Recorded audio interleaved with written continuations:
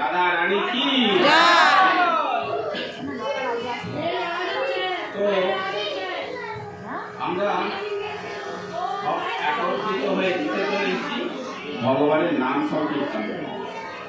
কলিযুগে চৈতন্য মহাপ্রভু বলেছেন, হরে নামইব হরে নামইব হরে নামইব কে বলম বলেও নাচতেব নাচতেব নাচতেব গতি জন্য। কলিযুগে হরিনাম ছাড়া কোনো গতি নাই, কোনো গতি নাই, গতি নাই, গতি। তিনবার বলে দিয়েছে মাতাজি। একটু আসতে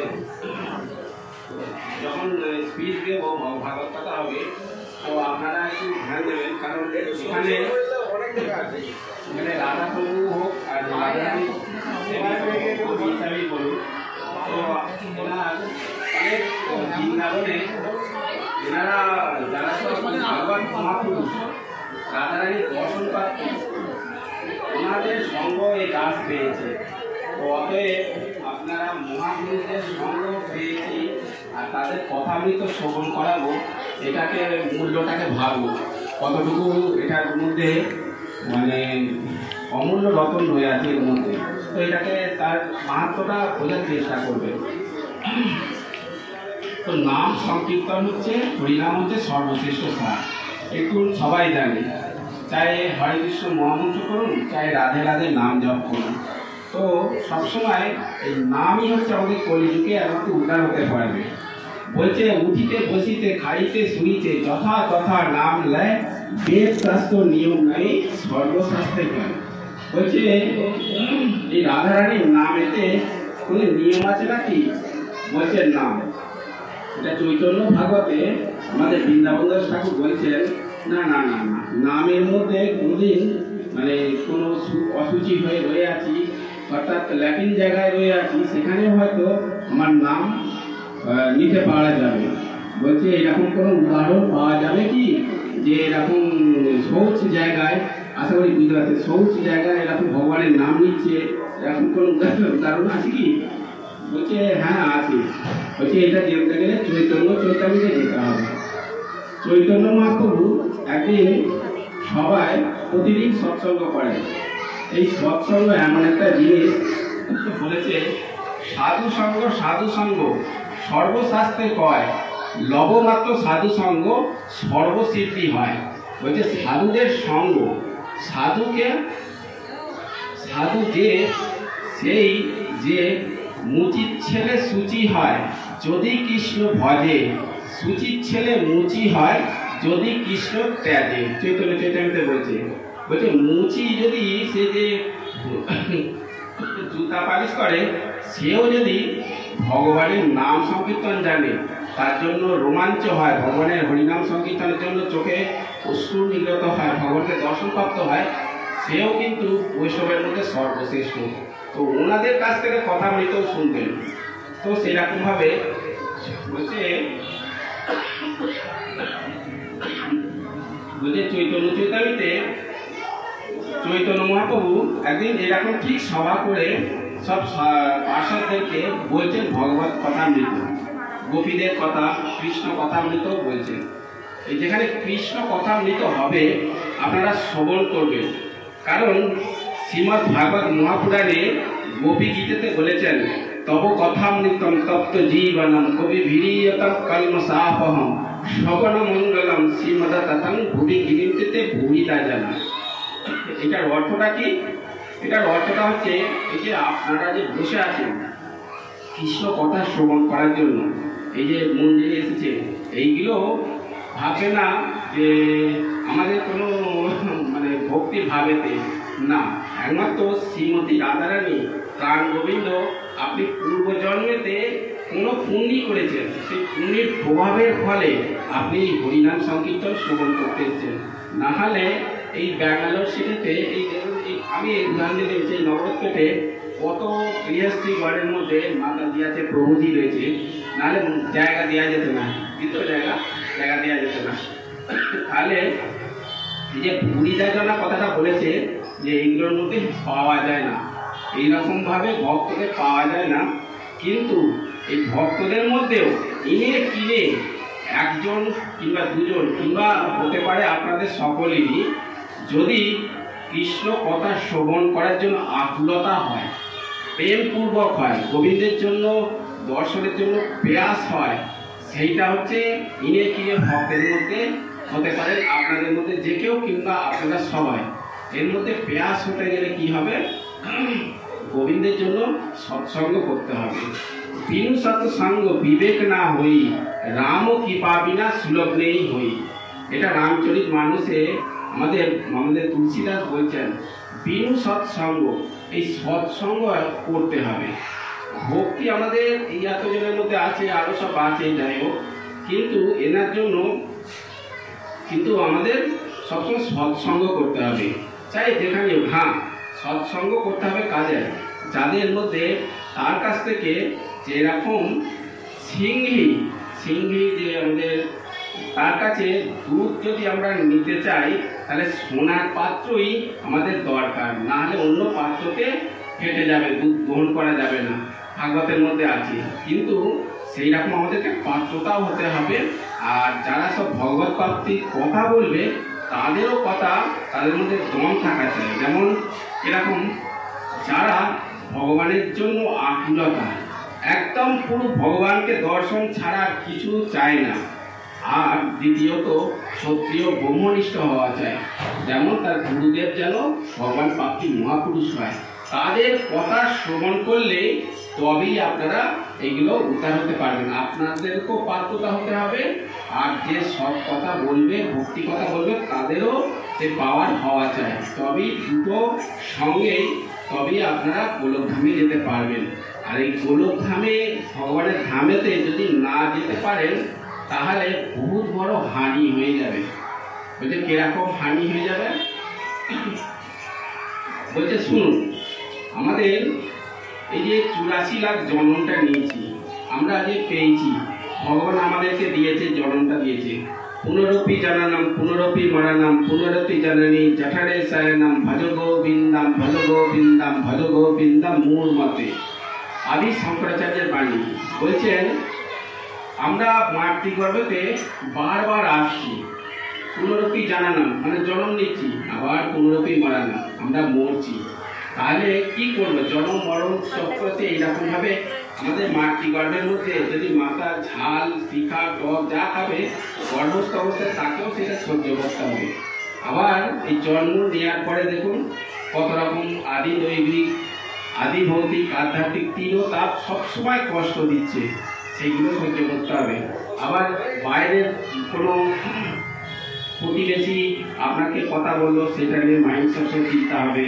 কে কথা বলবে, পরচর্চা, পরনিন্দা, সেইগুলো নিয়ে মাইন্ড যদি থাকে, তাহলে এই মানুষের জন্মটা যে ভগবান দিল, আপনি তাহলে ভগবানের নিমিত্তে কি করলেন? বলছে জলজ নব লক্ষানি স্থাবর লক্ষ বিংশতি কুময় রুদ্র সংখ্যক 10 লক্ষ পক্ষিনাম 30 লক্ষ পশুবা আর 4 লক্ষ মানবা, টোটাল মিলে হচ্ছে 84 লাখ। বলছে 84 লাখ জন্ম নেওয়ার পরে, এবার ভাবুন 84 লাখ আপনারা এই মানুষের জন্মটা পাওয়ার পরে যদি ভগবানের নাম সংকীর্তন না করেন কিংবা ভগবানের চিন্তা না করে যদি অন্তিম সময়ে কোনো গাছের চিন্তা করেন কিংবা কোনো প্রাণী, যদি একটা পশু পক্ষীর যদি চিন্তা করেন, তাহলে আপনাকে সেরকমভাবেই জন্ম নিতে হবে।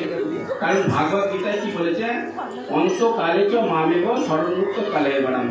অন্তিম সময়ে যে আমার সুমিরন করবে, যেরকম ভাবনা ভাবে চিন্তা করবে, পরবর্তী জন্মে সেরকম হবে। তো সেরকমভাবেই 84 লাখ, 1 লাখ 2 লাখ নয়, কলার বলুন 84 লাখ। এবার ধরে নিন, আমি সাপোর্টে একটু দাঁড়িয়ে বলছি, আমরা যে একটা মুরগি, সে ভাববে না সে এক জন্মে এসে কেটে গেল, তা হয়ে গেল। তাকে মানে জলজ নগরকে যে মাছ, আঙুর, যাই হোক যত কিছু আমরা খাচ্ছি, 9 লাখ জন্ম নিতে হবে। তাহলে জন্ম নিলেন, আবার একটা জন্ম নিলেন, 1 লাখ 2 লাখ না। কিন্তু মানুষের জন্ম ভগবান দিয়েছে, আমরা কি করছি? ভগবানের জন্য হরে রাম রাম রাম হরে হরে, হরে কৃষ্ণ।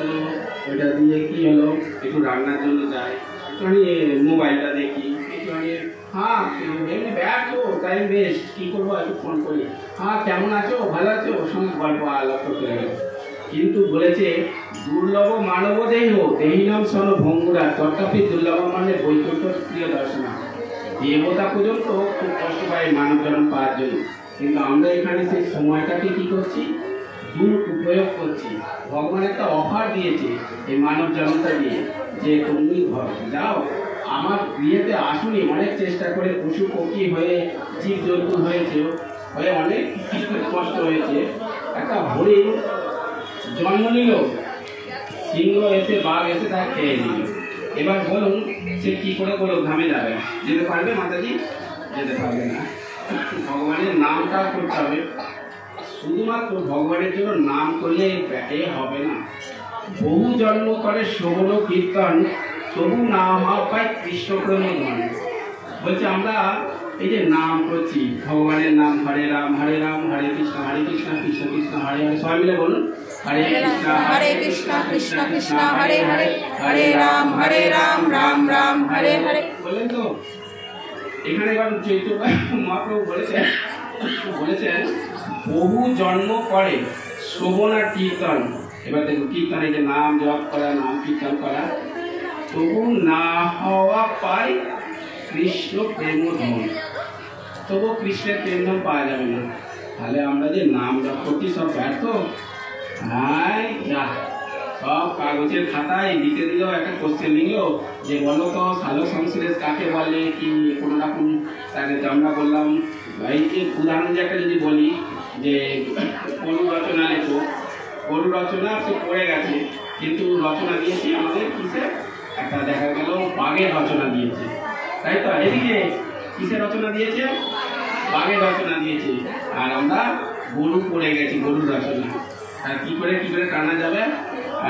বাঘ নদীতে আসে, নদীতে জল খায়, জল খেতে খেতে খেতে সোজা একটা গরুকে দেখলো, গরুর পেছনে এবার চলে গেল।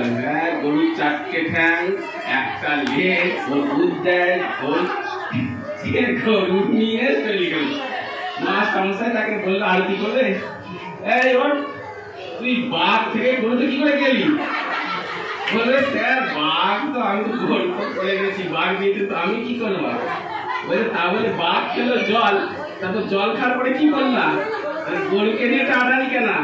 এরকম ভগবানের নাম যদি আমরা করছি, কিন্তু আমরা যদি চিন্তা করি, একটুখানি আমরা উদাহরণ দিচ্ছি, সারাদিনে একটু মালা যখন হরে কৃষ্ণ করলাম, তো করার পরে সারাদিন যদি ব্যর্থ চিন্তা নেই, কারণ জীবেরও স্বরূপ হয় কৃষ্ণের নিত্য দাস, ততস্থ শক্তি হয় বৈরাগ্যতার প্রকাশ।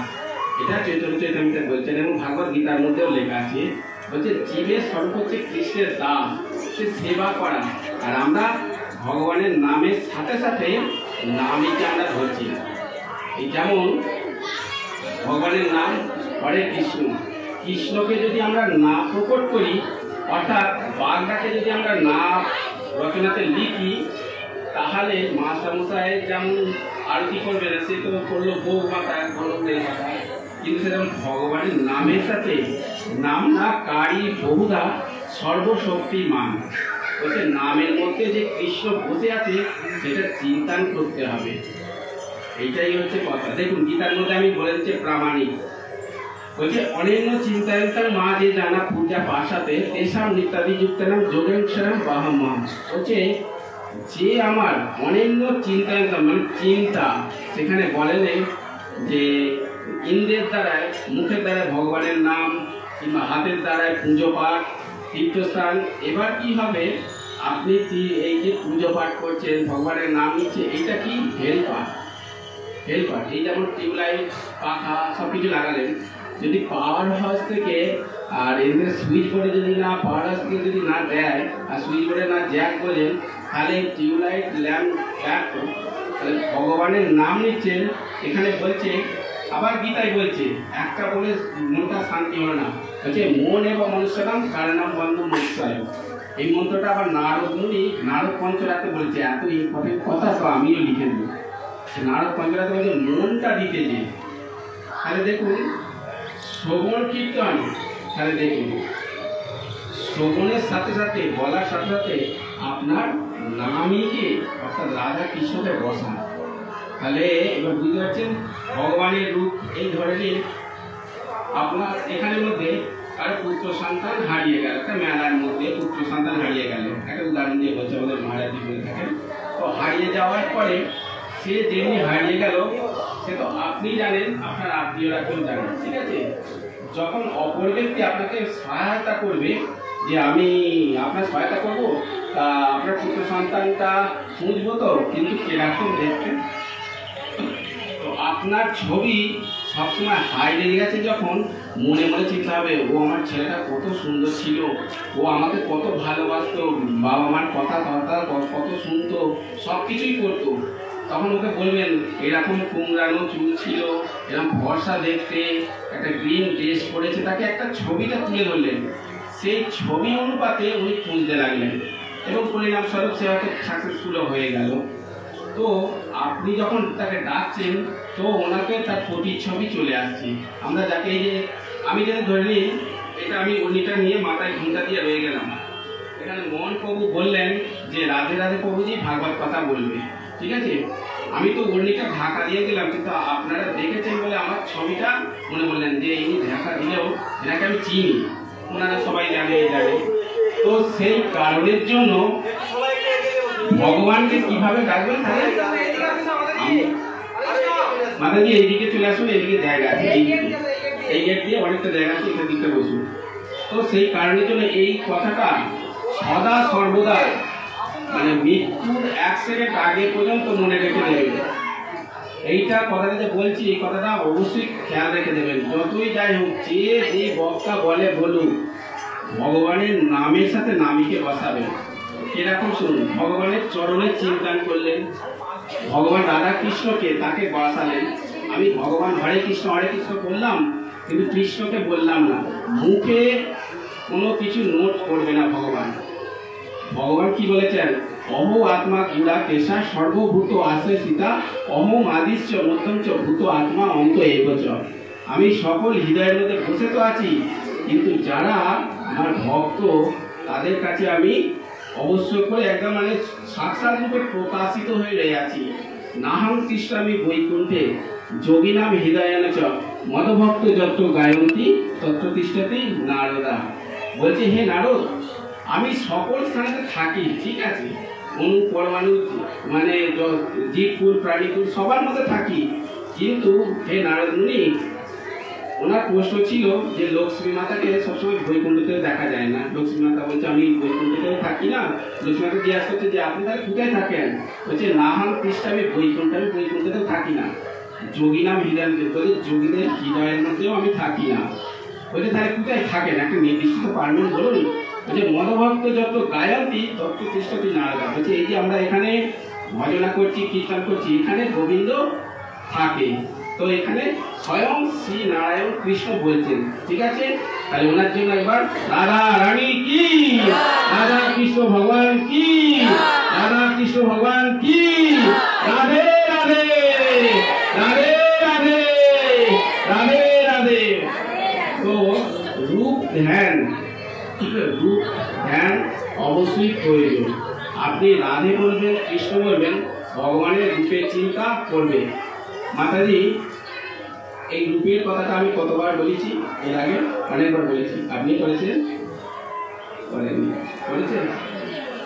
যাই হোক, আপনার মনটা শুদ্ধ বলে সত্যি কথা বলছিলেন, নাহলে একবার হাত হচ্ছে একবার না হচ্ছে। আচ্ছা ঠিক আছে। তো ভগবানের রূপটা চিন্তা করবে, ঠিক আছে। চোখ বুঝে আমাদেরকে হরে কৃষ্ণই বলছি কিংবা রাধে রাধে বলছি, ঠিক আছে। তো হরে কৃষ্ণ 3 বার বলবো। এই রূপ চিন্তাটা মেডিটেশন আর কি, সবসময় নাম জপ করবেন। তো হরে কৃষ্ণ হরে কৃষ্ণ, হ্যাঁ কয় গো আমাকে একটুখানি জল দাও তো, কিংবা ছেলে বলে আরে খোকা একটুখানি তাদের তুই খেয়ে নে না, হরে কৃষ্ণ হরে কৃষ্ণ, আরে তোকে তুই একটু রুটি নিয়েছিস, হরে কৃষ্ণ হরে কৃষ্ণ। এতে নাম ভগবান বলবে আচ্ছা ভক্ত পেয়েছি।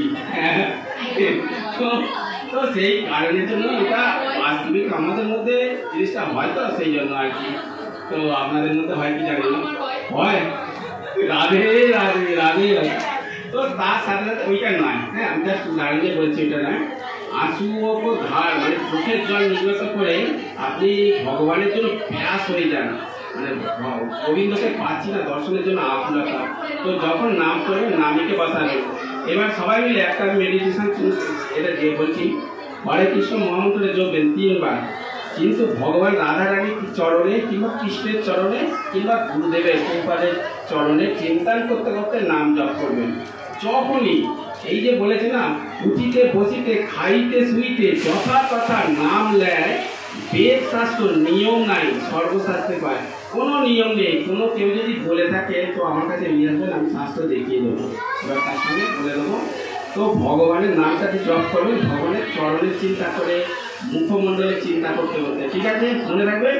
তো আপনারা চোখ বুঝে মোবাইলটাকে সামনে রেখে দেবেন, একটু মোবাইল সাইড হয়ে গেলে বলে দাদা প্রভু চোখ বুঝেছে, এখানে মোবাইল সাইড হয়ে গেছে, আপনি খুঁজে দিন।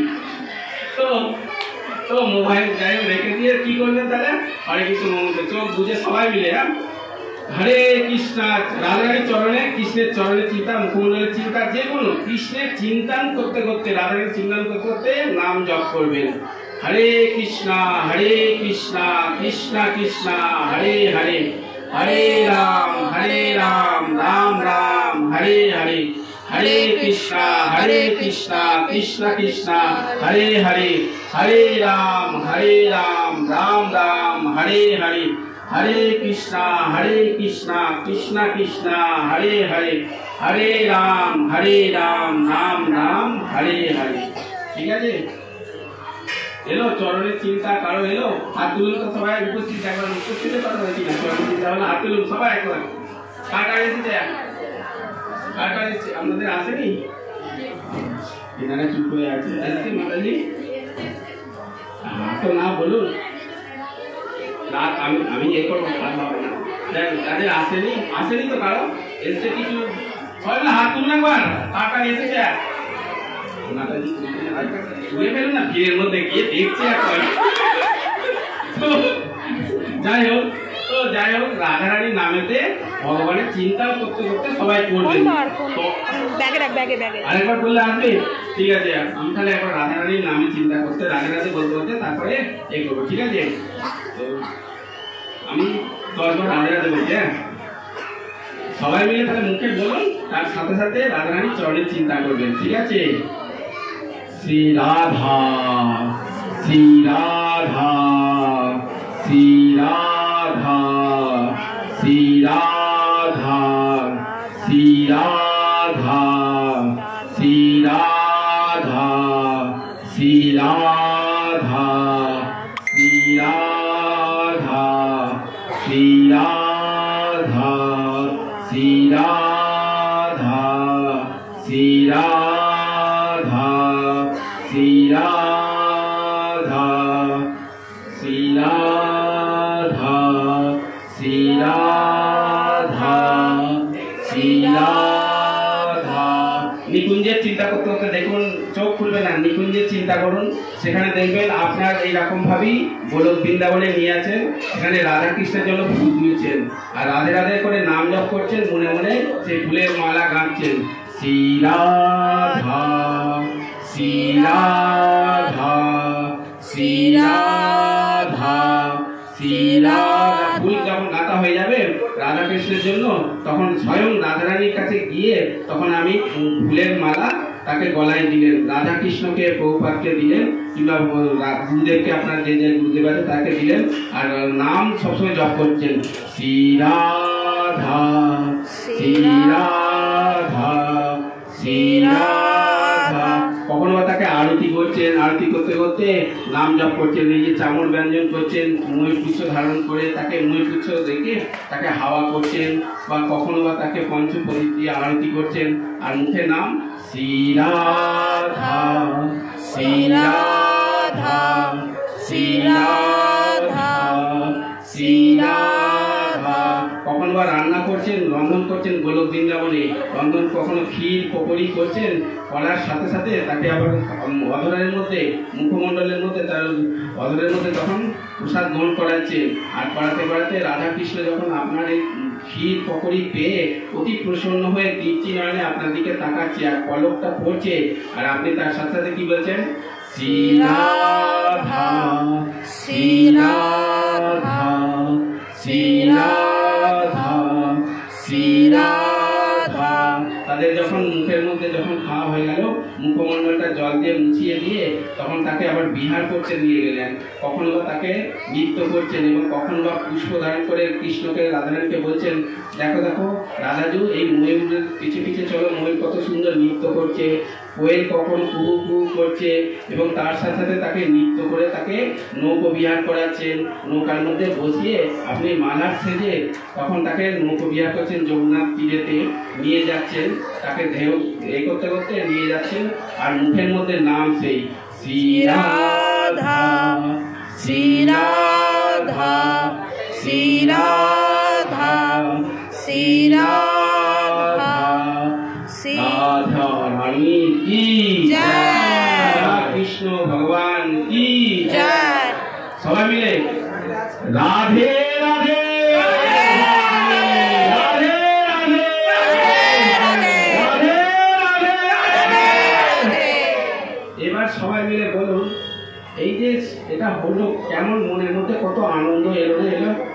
দেখুন মাতাজিদের অনেক সময় মাতাজির চোখে জল এসে গেল। যাই হোক, এটা ভালো জিনিস। তাহলে এইরকম ভাবে ভালো লেগেছে তো? এবার সবাই মিলে হাত তুলে বলুন এবার। তাহলে সেই রকম ভাবে সবসময় রাধারানীকে, রাধাকৃষ্ণকে লাল দুলাল করাবেন, ওনার সুখেতে সুখী সুখী। আপনি রাধে রাধে বললেন, এই তো অনেকক্ষণ রাধে রাধে বলেছি।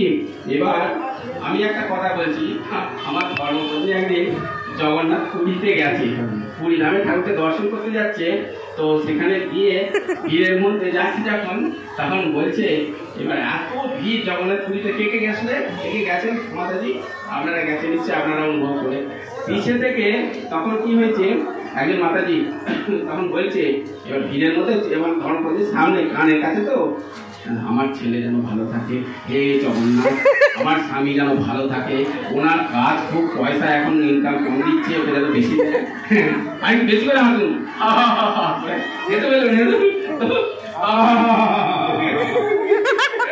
রাধে রাধে। তো যাই হোক, তারপরে বলছে, আমার সঙ্গে একজন প্রতিবেশী এত ঝগড়া করছে, সে যেন তার যেন ঝগড়া করে তার যেন শরীরটা যেন খারাপ হয়ে যায়। হে জগন্নাথ আমাকে রক্ষা করো, হে জগন্নাথ আমাকে রক্ষা করো, আমার ছেলে যেন পাস করে যাক, আমার মেয়ে যেন এই করে, আমার ছেলে যেন চাকরি পায়। সে বলেই যাচ্ছে, নাগার বলেই যাচ্ছে, বলেই যাচ্ছে। এবার আমার ধর্মপত্নী বলছি, কখন যখন যতক্ষণ না জগন্নাথকে দর্শন করে বেরোচ্ছে না, বলেই যাচ্ছে।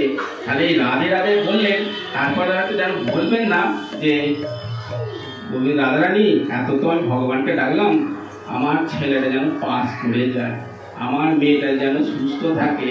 না না না না না, ভগবানের খুশিতে আপনি খুশি হন। এইটাই হচ্ছে, এই যে বলেছে না যে আমাদের জীবেরও স্বরূপ হয় কৃষ্ণের নিত্য দাস। দাসের কাজ কি ধরনের? সে তো সেবা করবে, তার থেকে চাওয়া মানে ওনাকে ছোট করা, তাই না? আচ্ছা, উদাহরণ দিয়ে আপনাদেরকে বলছি। কোনো পিতা, তার কোটি টাকা আছে, তার একমাত্র ছেলে, ঠিক আছে? সেই ছেলেটা 5, 6, 7, 8 যখন পড়লো, সে বাবাকে বলবে, বাবা আমি ওঠে একটা আমাকে পেপারে কি বলে থাকে, ওটাকে জানা, যে সাইন করে দিলে প্রপার্টি কি হয়ে যায়, কি বলে, দলিল দলিল দলিল দলিলটা লিখে দিন তো, লিখে দাও তো বাবা। আমি বলছি, কেন রে খোকা? না তুমি থাকবে কি না থাকবে, তা দলিলের সাইনটা করে দিলে আমারই তো হবে, বলো না? কেউ বলে, কেউ বলছে, কেউ খান্নাচ্ছে এমন করছে, কেউ নানা করছে, বুঝতে পারছি না। বলে না বলে, বলে কেউ বলে না, তাই তো? বলে, হায় হায় হায় হায়, ওই মাতাজি রাধা রানী কি যায়। তো কোনো কেউ বলে কি বলে না, ঠিক আছে, কিন্তু আসল সেই পুত্র সন্তান সেটাই যে আমি তো আমার পিতাকে পাবই, এটা তো বলার দরকার নেই। সে তার পাবে, কারণ তার আয়ু কতটুকু, 60 বছর, 70 বছর, 80 বছর, পুত্র সন্তানই তো তার প্রপার্টি পাবে। তো ওকে বলা মানে ছোট করা, তাই তো? পিতাকে বলে দলিলে লিখে দেওয়ার জন্য ছোট করা হচ্ছে না, ঠিক তেমন ভাবেই গোবিন্দ গোলক ধামে যাওয়ার জন্য সবসময় আকুল হয়ে ডাকছে। ওনাকে বললে ছোট মা তো এই জন্য ছেলে সুস্থ হয়ে যাক, মেয়ে পরীক্ষায় পাস করে যাক, তো এইসব বললে গোবিন্দ বলে হায় হায় হায় হায়। শুনে নিন, কাহু না কই সুখ দুঃখের দাতা, নিজ কিত কর্ম ভোগ সব ভাতা। রামচরিত মানুষে বলছে কেউ কারো সুখে দুঃখের জন্য কেউ ভাগিদার নয়। বলছে প্রমাণ, বলছে হ্যাঁ প্রমাণ একজন আছে। বলছে শ্রীকৃষ্ণের যে সখা অর্জুন, অর্জুনের ছেলের নাম কি? এখানে জিজ্ঞাসা করবো, অর্জুনের ছেলের নাম কি? অভিমন্যু। অভিমন্যু মারা গেল, ঠিক আছে, কিন্তু কৃষ্ণ বাঁচালো। কৃষ্ণ এখানে বাঁচিয়েছে অভিমন্যুকে, বাঁচিয়েছে অভিমন্যুকে, তাই জানি না বাঁচার যে করুক সে ওর ব্যাপার, কি না না বাঁচায়নি, যাই হোক মাতাজি বাঁচায়নি। তাহলে পারলে তো বাঁচাতে পারতাম। ওনার যখন বিবাহ হয় স্বয়ং ব্যাসদেব, শ্রীকৃষ্ণ সবাই করেছে, ওনাকে বিবাহ দিয়েছে, তখন ছিল, কিন্তু বাঁচালো না। কেন? প্রাকৃতিকের সুখ দুঃখ সব কিছু আমাদের ভগবত ইচ্ছাতে আমাদের কর্ম অনুসারে হয়। সেই জন্য বলেছে সুখ দুঃখেতেই হোক আর ভালোতেই হোক না কেন। রামকৃষ্ণ পরমহংসদেব কি বলেছে দেখুন, উনি গিরিশ ঘোষ বলছে প্রভু আমার রোগটা আপনি নিয়ে নিলেন, এই যে গুরুদেব, এই যে ভক্ত লোক কেন শরীর অসুস্থ হয়, এনারা সবসময় সর্বভবন্তু সুখিনঃ সর্বসন্তু নিরাময়ঃ সর্বভদ্রাণি পশ্যন্তু মা কশ্চিৎ ভবে ভবে। সর্বদাই বলে নিজে যাই হোক কষ্ট পাক, কিন্তু সবাই সুখী হোক, সবাই ভালো থাকুক, সুস্থ থাকুক। এই যে যারা ভগবত ভক্তির মহাপুরুষ, তাদের যে আশীর্বাদের ফলে না অনেক দুঃখ সব কমে যায়, বুঝতে পেরেছেন তো?